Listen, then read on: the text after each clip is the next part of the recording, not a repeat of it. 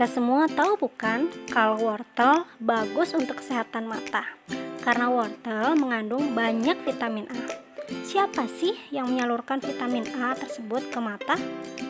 Ya, darahlah yang menyalurkan nutrisi yang kita makan ke seluruh tubuh kita. Tujuan pembelajaran kita kali ini yaitu mengidentifikasi komponen sistem peredaran darah, mengidentifikasi organ pada sistem peredaran darah.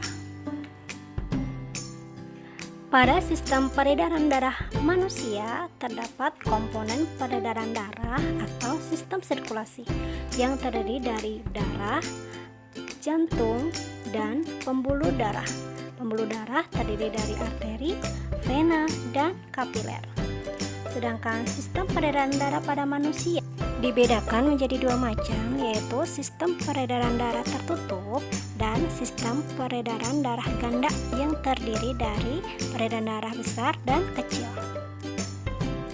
Di dalam tubuh orang dewasa, volume darah sekitar 7-10% dari berat badan dan berjumlah sekitar 5 liter. Darah pada manusia terdiri dari plasma darah dan sel-sel darah yang terdiri dari sel darah merah, sel darah putih, dan trombosit. Dengan prosentase sekitar 55% terdiri dari plasma darah, kurang dari 1% terdiri dari sel darah putih dan trombosit, dan sekitar 45% terdiri dari sel darah merah. Fungsi darah yaitu pengangkut, seperti sel darah merah dan plasma darah. Sel darah merah mengangkut oksigen dan karbon dioksida, sedangkan plasma darah mengangkut zat makanan, zat sisa, dan hormon. Sebagai pertahanan tubuh seperti sel darah putih yang memakan bibit penyakit dan membentuk antibodi. Sebagai pengatur suhu tubuh, di mana darah dapat membawa panas dari dalam tubuh menuju kulit untuk dilepaskan. Sebagai penutupan luka, seperti trombosit yang mengeluarkan enzim trombokinase ketika terjadi luka, dan sebagainya. Plasma darah tersusun atas 90% air, 8% protein, 0,9% mineral, dan 0,1% bahan organik.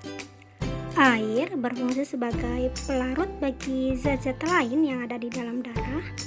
Protein plasma berfungsi sebagai penyeimbang osmosis, yaitu fungsi dari albumin. Fungsi dari globulin yaitu untuk menghasilkan antibodi, dan fibrinogen untuk pembekuan darah.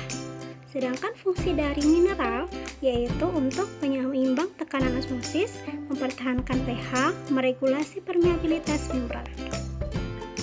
Sel darah merah atau eritrosit berbentuk pipih, cekung di bagian tengahnya atau bikonkav, dan tidak berinti. Eritrosit berwarna merah kekuningan. Warna merah disebabkan oleh adanya hemoglobin. Hemoglobin berfungsi untuk mengikat oksigen. Fungsi eritrosit yaitu mengangkut oksigen dan membantu mengangkut karbon dioksida. Dalam keadaan normal, eritrosit beredar rata-rata selama 120 hari. Saat sel menua, membran sel rapuh dan pecah. Kemudian sel darah merah dihancurkan di limpa. Sel darah putih atau leukosit terdiri dari granulosit dan agranulosit. Granulosit terdiri dari neutrofil, eosinofil, dan basofil, di mana sel ini bisa hidup sekitar 12 jam yang dibentuk di dalam sumsum tulang.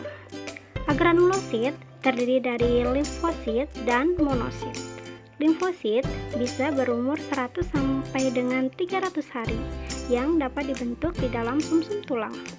Monosit bisa hidup beberapa minggu atau bulan dibentuk di sumsum tulang. Leukosit berfungsi untuk membunuh bibit penyakit dan membentuk zat antibodi.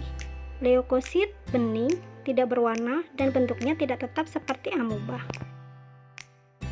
Keping darah atau trombosit berfungsi untuk pembekuan darah. Trombosit berbentuk kecil, tidak teratur, dan tidak berinti.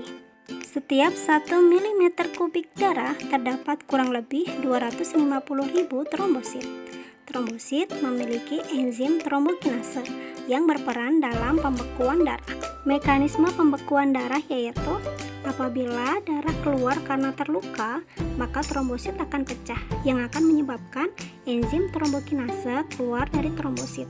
Karena pengaruh ion kalsium dalam darah, enzim trombokinase akan mengubah protombin menjadi trombin.